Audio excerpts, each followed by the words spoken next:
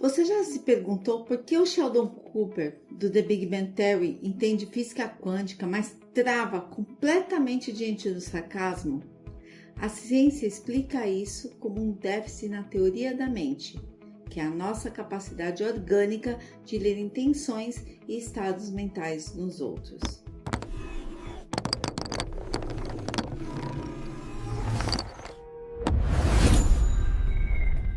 Olá, eu sou Cibele Sidney, pedagoga, professora de física, neuroeducadora e escritora. E como cofundadora e responsável pedagógica da Gambito do Rei, eu estudo como o jogo e o corpo podem alfabetizar o cérebro social. Para quem já assistiu The Big Bang Theory, que é uma das minhas séries favoritas, conhece Sheldon Cooper. Embora a série nunca feche um diagnóstico clínico, o perfil do Sheldon é academicamente lido como um quadro de transtorno do espectro autista.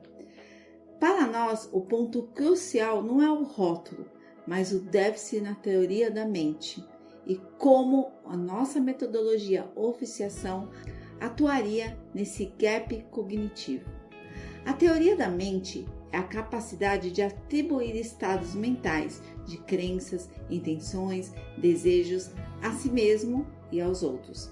Sheldon apresenta o que a literatura chama de cegueira mental.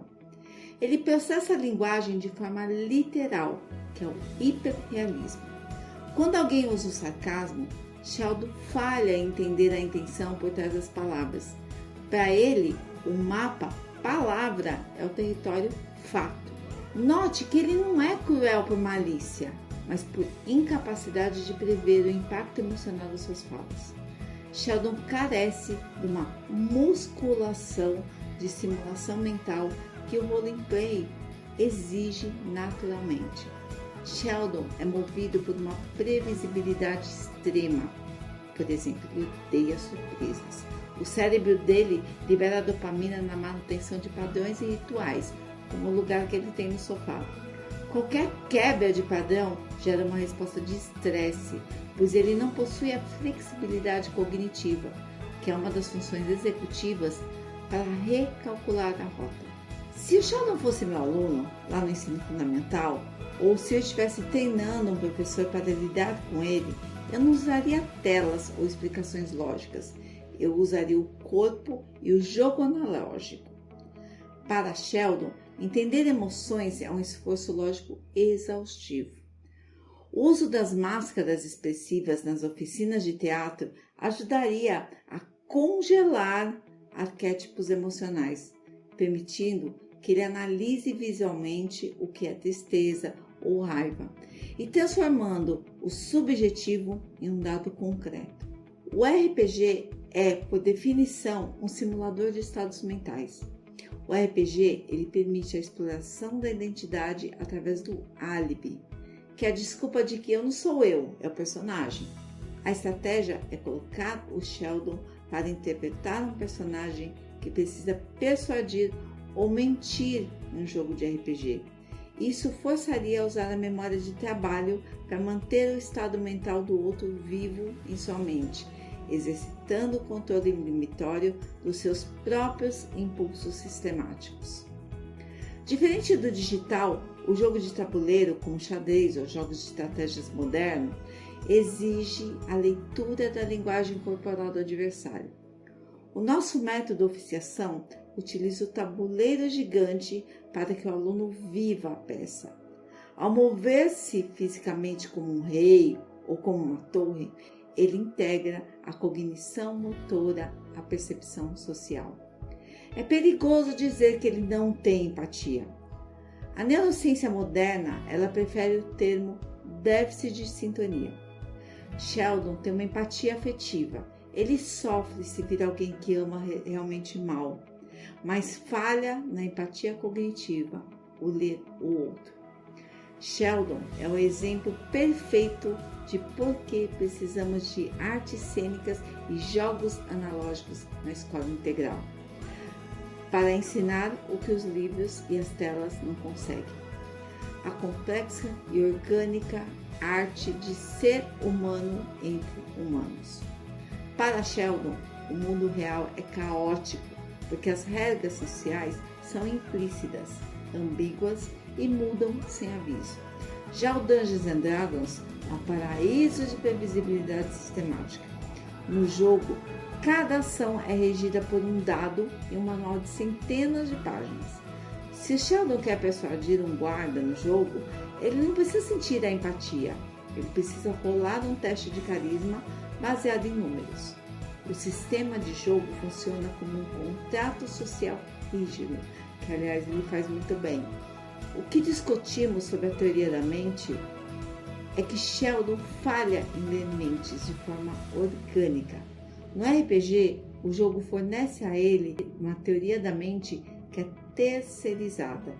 Quando ele interpreta um personagem, ele não está se tornando outra pessoa por empatia emocional, mas sim operando uma persona técnica baseada em atributos.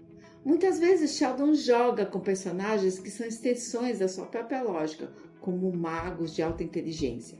Isso que a literatura chama de eu duplo ou eu aumentado.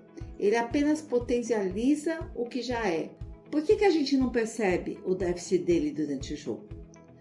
Porque o jogo é o que chamamos de role play, jogo de dados, em oposição ao role playing, que é o jogo de interpretação profunda. Segundo a teoria do foco no RPG, Sheldon é puramente gamista. Ele foca no desafio agora e na otimização estatística, a minimaxização. Como o RPG de mesa permite que você jogue focado apenas na estratégia e nos números, o déficit social dele é camuflado pela competência matemática. Nesse caso, o RPG ele oferece o que nós chamamos de álibi. Se ele é rude ou lógico demais, ele pode dizer que é o personagem que o faria. Embora o RPG seja um ambiente onde ele se sente bem, o modo como ele joga não o cura da falta de empatia, porque ele usa o jogo para reforçar sua rigidez, não para desafiá-la. Para que o método oficiação realmente funcione com ele, o mestre, que é o professor, teria que introduzir o foco narrativista ou representacionista e forçá-lo a lidar com situações onde os dados não resolvem tudo, como um dilema ético onde o certo depende do sentimento do outro e não de uma regra escrita. Você já notou que o Sheldon entra em colapso no RPG justamente quando o mestre, como Howard ou Leonard, introduz uma regra improvisada ou uma situação absurda que não está no manual? É nesse momento que a flexibilidade cognitiva dele falha e o sistema quebra. Já no nosso método de oficiação, nosso objetivo com um perfil como o Sheldon, por exemplo, não é evitar o travamento, mas sim mediar o que chamamos de zona de desenvolvimento proximal, do lado Vygotsky, através do erro controlado. Se ele travasse no improviso, eu, por exemplo, sob a ótica da neurociência e das artes em cena, analisaria sua proposta de criar padrões. Em vez de ter padrões rígidos, eu proporia a criação de algoritmos de escolha narrativa. Assim, a gente utiliza a lógica dele a favor da arte. É aquela métrica do e se. Então, Sheldon, se o seu personagem for confrontado, você tem 3 cartas de reação. Você não vai dar resposta. Você dá a estrutura da decisão. Isso exercita a memória de trabalho e o controle inibitório, pois ele precisa segurar o impulso de trabalho para processar as opções. A gente também pode utilizar uma máscara neutra ou de um personagem específico. Quando a gente coloca a máscara, o cérebro ele entende que as consequências sociais do erro não recaem sobre o eu, Sheldon, mas sobre o papel. Isso reduz os níveis de cortisol e estresse e permite que ele tente o improviso com menos medo de quebrar o sistema. O aprendizado ele ocorre quando há uma surpresa. Se ele travar, eu não salvaria imediatamente. Eu faria do travamento dele uma característica do personagem do jogo. Por exemplo, eu diria, O seu mago foi atingido por um feitiço de silêncio. Agora você tem 30 segundos para se comunicar apenas com o corpo, para que ele utilize a expressão corporal. Isso força a plasticidade neural, que ele é obrigado a buscar novos caminhos sinápticos fora da zona de conforto da fala lógica, e aí ele começa a buscar os padrões. Como especialistas em oficiação, nosso papel é usar a arte de cena para desestabilizar gentilmente essa rigidez. Se ele travar, o padrão não deve ser a solução final, mas um degrau para o próximo improviso. O objetivo é que ele aprenda que o caos da interação social pode ser tão interessante quanto a precisão de um cálculo físico. E a Amy Farfalla nessa história? Ela é a personificação da mediação cultural, fundamentada na neurociência. Ela não tentava mudar o Sheldon pelo afeto abstrato, mas pela compreensão dos mecanismos biológicos dele. Quando ela utilizava os reforços positivos ou explicava o comportamento social como um experimento, ela estava diminuindo a carga cognitiva dele. Para um professor que utiliza o método oficiação, ele pode utilizar através de um fluxograma. O fluxograma não é apenas um roteiro, é um mapa de navegação sináptica. Essa navegação sináptica, ela oferece 3 opções limitadas, A, B ou C. Nessas opções, você não sobrecarrega a memória de trabalho do aluno, com infinitas possibilidades do mundo real. E aí, o que acontece? No caso do Sheldon, ele começaria a aprender a analisar seu comportamento com a Amy. Quando ela fazia isso, o Sheldon começava a aprender a analisar seus comportamentos com ela. Ela sabia que para Sheldon, a maior recompensa não era um abraço, que gerava estresse sensorial, mas a satisfação lógica de ter vencido um desafio social. Em uma sessão de oficiação, a gente poderia medir esse sucesso desse fluxograma contando o tempo de latência. Quando a gente conta o tempo de latência, a gente faz uma musculação cerebral. Com o tempo, o cérebro dele automatiza o fluxograma e ele passa a improvisar sem precisar do papel. A Amy, no caso, ela só conseguia esses avanços porque ela tinha esse repertório técnico. Um professor que não tem base em neuroeducação, ele pode interpretar esse travamento do Sheldon, por exemplo, como desinteresse, má vontade ou até arrogância. Um professor oficiador, ele entende que o travamento é um limite de processamento. Ao atuar como um mestre ou mestra e fazer perguntas, vai agir como uma prótese cognitiva, emprestando a sua flexibilidade mental para que ele, o aluno, até o cérebro dele criar as próprias conexões. No fluxograma de mestre ou mestra, se ele desse uma resposta puramente lógica e fria, que é típica do Sheldon, o professor poderia usar a música, por exemplo, um treinamento musical no desenvolvimento adolescente. A música, ela não é apenas lazer, ela é uma reorganização sináptica. Quando o Sheldon ele canta no RPG, tem um dos episódios que ele canta, ele está usando o hemisfério direito, que é o da melodia e emoção, e o esquerdo, que é da letra e da lógica. Isso cria uma ponte que contorna a rigidez do córtex pré-frontal. A música funciona como uma extensão da máscara física. Ao cantar, Sheldon não é ele mesmo expressando afeto. Ele está executando uma frequência sonora exigida pelo sistema do jogo. E a música desarma a guarda lógica dele. No caso do Sheldon, a música é aceitável porque ela possui estrutura, ritmo e harmonia, que são elementos puramente matemáticos. No método oficiação, nós usamos a percussão e a melodia para criar um pulso para o improviso. Se o aluno está travado, o mediador pode introduzir um ritmo. O cérebro tende à sincronização. Ao entrar no ritmo, a fala flui com menos esforço cognitivo consciente, reduzindo o medo do erro. O jogo é a lei. Se a regra do mestre, que no caso é o professor, diz para abrir o portal, o personagem deve cantar um lamento, Sheldon cantará, o aluno também cantará. O prazer de completar a missão e a satisfação lógica de seguir a regra superam qualquer desconforto emocional de cantar algo que ele detesta, que no caso era o Natal. É o erro de previsão de recompensa sendo manipulado a favor do aprendizado.